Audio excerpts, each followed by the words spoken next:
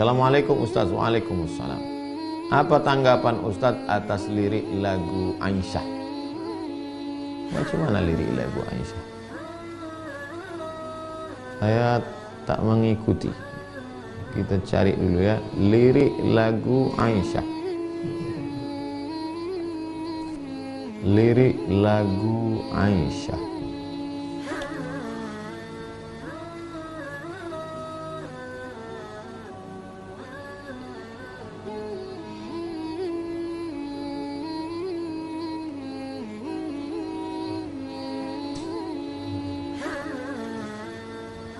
Lirik lagu Aisyah. Mulia indahnya, tak pula. Mulia indah cantik berseri, kulit putih bersih merahnya pipimu.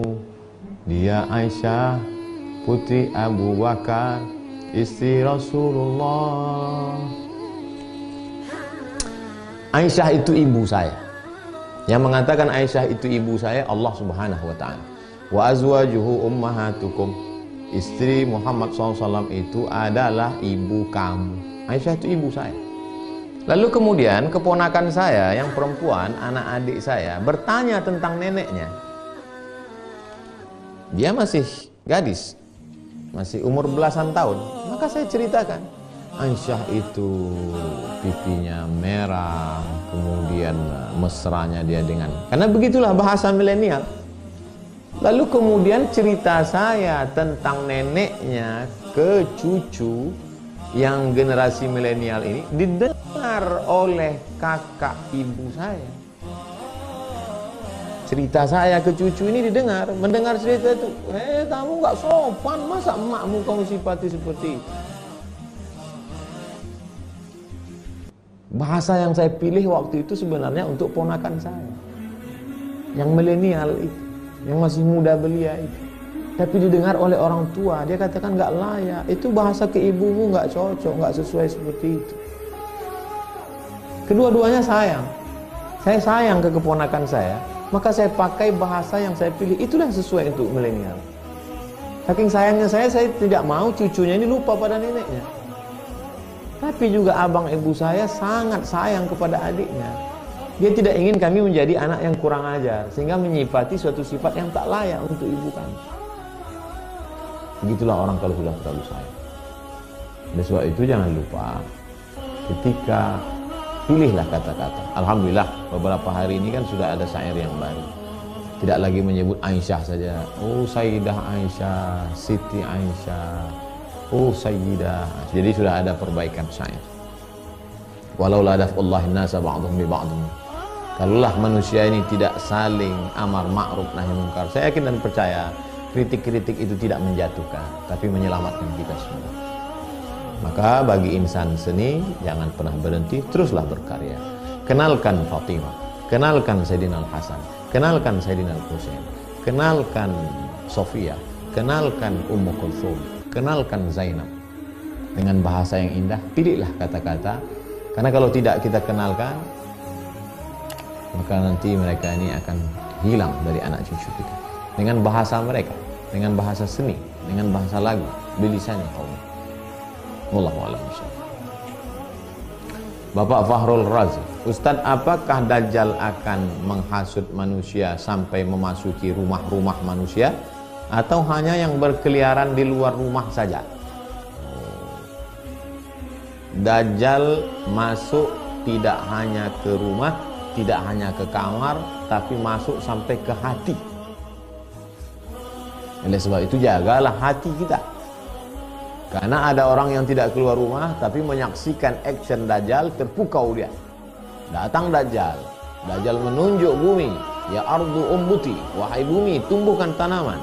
Tanah yang kering kerontang menumbuhkan tanaman hijau. Dajjal menunjuk langit, ya sama imtiri, wahai langit turunkan hujan. Turun hujan di saat kemarau panjang. Dajjal datang kepada mayat, ya mayat qom, wahai mayat tegak berdiri. Dajjal tegak, mayat tegak berdiri. Lalu orang menyangka dia adalah Al-Masih, ternyata dia adalah Al-Masih Ad-Dajjal. Dajjal artinya KW, palsu. Oleh sebab itu kita ikuti sunnah Rasulullah SAW. Man qara'a surat Al-Kahfi, siapa yang baca surat Al-Kahfi, adha'alahu min nur ma bainal jumu'ataini, hari Jumat, malam Jumat, sore Jumat, pagi Jumat, Allah akan jaga dia sampai Jumat berikutnya. Hafal 10 ayat di awal surat Al-Kahfi untuk menjaga daripada Dajjal. Sebelum salam, Allahumma inni a'udzubika min adzabi jahannam wa min adzabil qabri wa min fitnatil mahya wal mamat wa min syarri fitnatil masiihid dajjal. Dari Cindo. Ustaz, apa hukumnya uang yang diperoleh dari Google AdSense? Apa Google AdSense?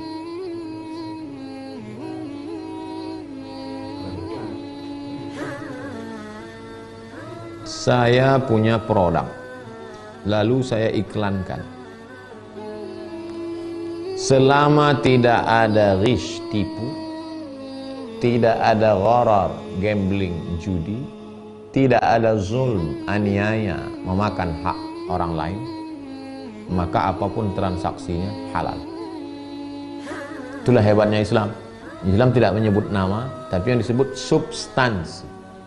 Apapun namanya, YouTube, Instagram, Google, apapun nama transaksi, di dalamnya tidak ada gharar, gambling, judi, di dalamnya tidak ada zulm, aniaya yang makan hak orang lain, di dalamnya tidak ada ketidakpastian, tidak ada, maka transaksi itu halal.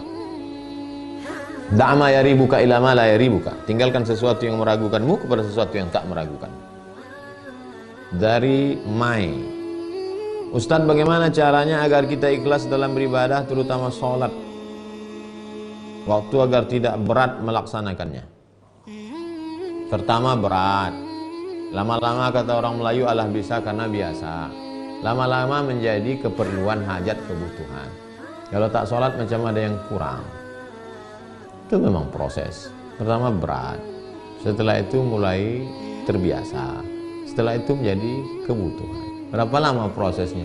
Bukan 10 tahun, bisa jadi 20 tahun.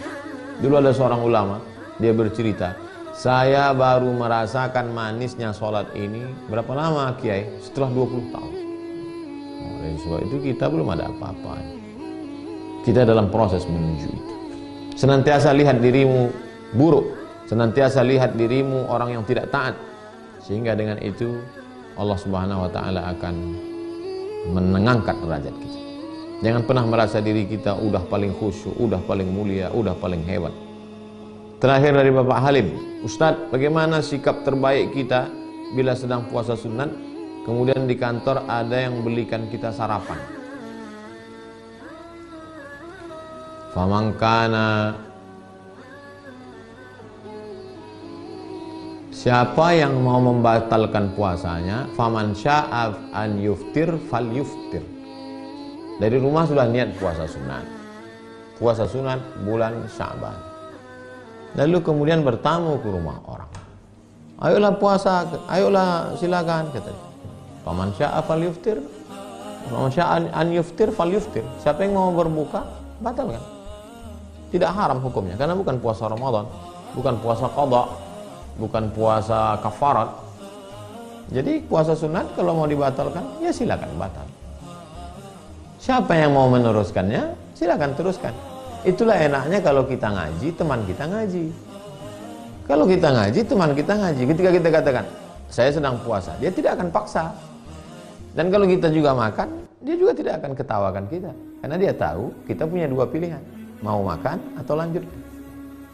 Andai Ustadz pada posisi saya, apa yang Ustadz lakukan? Saya sedang puasa, lalu kemudian diajak bertamu ke rumah seseorang, diajak makan. Apa yang saya lakukan? Saya lihat dulu apa lauknya. Kalau cuma ikan asin batal puasa, sayang lah, eman-eman.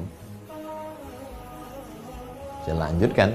Nah, oleh sebab itu kalau mau lanjutkan puasa, silakan lanjutkan. Dan yang kawan yang ngajak tidak perlu tersinggung. Enaknya kawan kalau sama-sama ngaji. Tapi kalau beda, nggak ngaji, alah sombong, baru tobat kemarin, udah puasa sunnah. Jadi kalau kita sama-sama ngaji enak. Saya berapa kali ngajak tamu buka puasa pas lewat dia ada puasa. Mohon maaf Ustaz, saya puasa. Oh ya nggak apa-apa. Kemarin saya sedang puasa bertamu ke rumah orang. Ustaz, makan soto. Aduh saya puasa. Dia tidak tersinggung. Kenapa? Karena sudah sama-sama ngaji. Oleh sebab itu teman-teman kita, sahabat-sahabat kita ajak ngaji. Supaya jangan lagi ada tersinggung karena sama-sama ngaji. Terima kasih. Mohon maaf atas segala kesilapan dan kekhilafan. Kita break sejenak. Jangan kemana-mana, jangan beranjak dulu, karena kita akan bersama dengan Dr. Das'ad Latif sesaat lagi. Terima kasih. Wassalamualaikum warahmatullahi wabarakatuh.